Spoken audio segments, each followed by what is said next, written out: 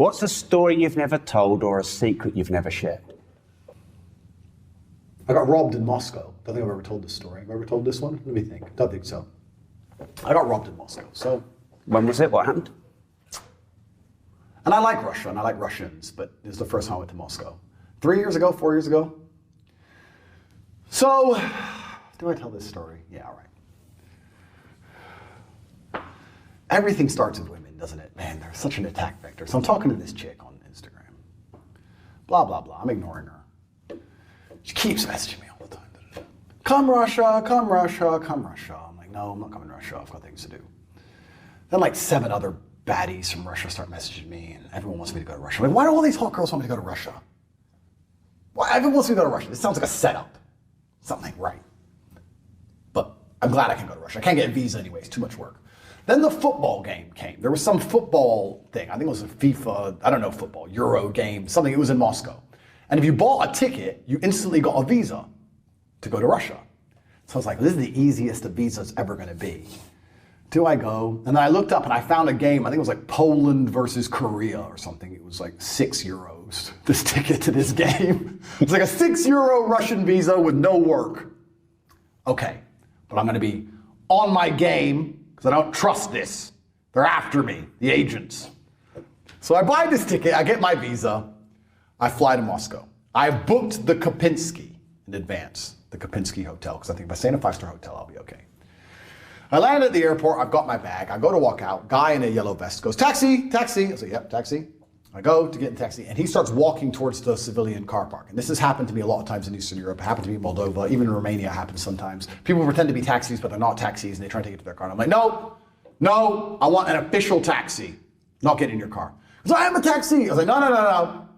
Been around, goodbye. Turned around, start walking back to the taxis. Him and his yellow vest runs up and goes, okay, okay, okay. And he points at this yellow car that said taxi, in the taxi rank, taxi. And he goes, says something to him in Russian, blah, blah, blah, blah. And he goes, okay, here's taxi, sir, taxi. Guy gets out, the taxi driver. Taxi driver gets out. He's like 6 foot, 130 kilo, Mongolian, looks like a wrestler. Gets out. Zangief. Yeah, Zangief. Zangief gets out. And because this is how my mind works, I look at him up and down and go, could I take him? It'd be messy. I'll be all right, but it'd be messy. So he gets out, he opens the trunk, ushers me to put my bag in the trunk, put my bag in the trunk, close the trunk, get in the back of the car. The car starts driving down the motorway in Russia. And he has his phone as the meter, which is the first suspicious thing. And his phone is up there, and this number, Russian rubles, is going through the fucking roof.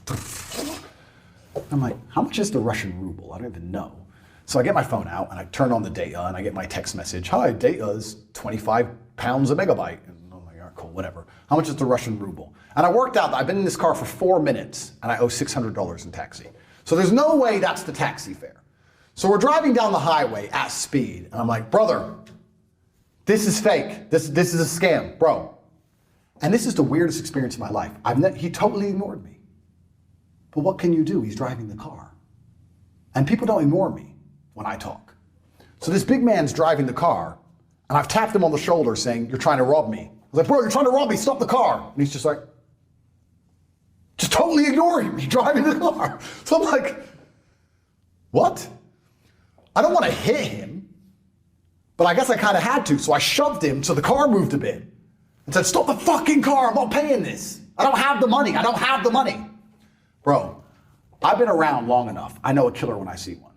And he turned around and looked me dead in the eye. This man's killed someone, I swear to God. Because I have that look, so I know when I see it. Takes one to know one. He looks me dead in the eye, looks back, gets the phone, dials a number, hands me the phone. Because he guess he doesn't speak English. I hit the phone and say, hello? It's the first guy who tried to take me to the car.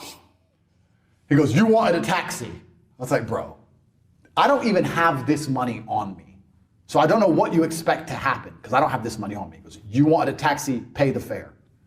I said, bro, I can't pay it. I don't have it. Tell him to stop at the nearest gas station. I'll give him the money I have on me, and I'll get a real taxi. Hung up. Didn't even answer me, just hung up on me. So I go, what can I do here? If I hit this guy, I guess the car crashes. This other guy isn't answering. They want money I no longer have. So I tapped the guy and I said, okay, I'll pay it. Call your friend again, call your friend. Gives me the phone again. I was like, listen, I think I had like $4,000 on me. I said, look, I have $500 is all I have. I'll pay the $500 when we get to the end, if you let me out. The guy goes, no, you paid the meter. Hung up again. It's like, you fucking cunt. Like, you unbelievable. So I thought it'd be smart. So I emailed, because my phone call wasn't working, so I emailed the Kopinski and said, I'm having a problem with the taxi. Can someone be waiting for me outside the Kopinski hotel? It's urgent, please. I emailed their info@kopinski.russia as a complete random. And I thought they'd never reply in time. They replied instantly, within 20 seconds. Yes, sir, someone will be waiting for you, no problem. So I was like, thank God they replied to that fast. Great. The concierge can argue, the taxi driver, work all this out. So now I'm just relaxing. I'm kind of chill a bit. And I just had to prod the guy. I was like, do you speak English then? Totally ignored me. I was like, you're friendly. So I'm just talking shit.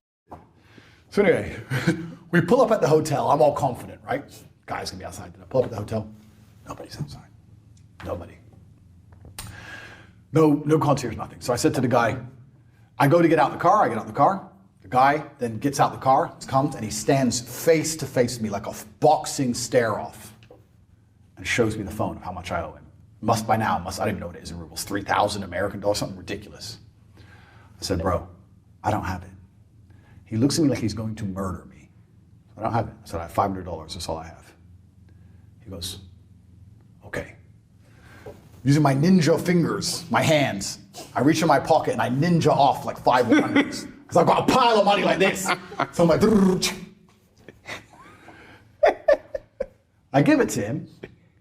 And then the f***er takes the money, and I'm standing at the back of the car, waiting for him to open the trunk, gets in the car and starts driving down the road. I'm like, bro, my bag. He stops like 5 meters later and goes, the rest of the money. He knew. They set me up when I put my bag in the trunk at the beginning. And my bag's got my laptop, all my clothes, everything, which is worth thousands and thousands of dollars. Now, if you ever get in a taxi, don't put your bag in the boot. It was a setup. I was like, you fuck. I was like, call your friend. So he calls his friend. I said, listen, I've already given him $500. It's very clever what you did with the bag. It's like, the guy from the Kopinski is about to come out now. I can't give you more than this. We have to come up to something sensible. Said, I can go to a cash point and try and get some more money, but I need my bag. And he goes, okay, 500 more. I said, fine. Hung up the phone. Instantly peeled off 500, didn't bother going to a cash point. And then guy gets back out the car, and me and him have a Mexican standoff at the back of the car. He opens up the boot. He grabs my bag, I've got the money, and we kind of swap them. Just after we've done that, after I paid this fucker $1,000, the guy from the Kopinski walks out. Oh, Mr. Tate, you need help? I'm like, yeah, help. Yeah, carry my bag. You're useless. It's been 10 minutes. Where have you been? Oh, sorry, Mr. Tate. Useless. It's kind of funny because for my other 4 days in Moscow, I had a great time. I love the Russian people. They're very nice. I guess I was unlucky. But every time I left the hotel, there was like a row of taxis, and they all looked like this guy. And they'd all stare at me.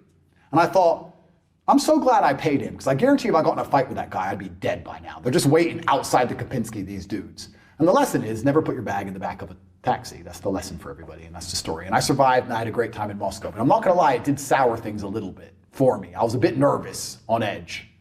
And that's how I paid $1,000 for a taxi. Turns out the official rate, which I found out on the way back to the airport, which was booked from the hotel, I think it was like $6. I got wrecked. But to lose my bag and my luggage was worth so much more. Well, and surely the $1,000, the lesson was worth more than the $1,000. Yeah, I mean, I like to look in the eyes of killers. There's not many people like that around anymore in the West. So you kind of enjoyed it in a way. I mean, Russia's Russia. In the West, you don't see that look very often. But it was a stark reminder of the realities of this world, because the realities of the world always boil down to violence.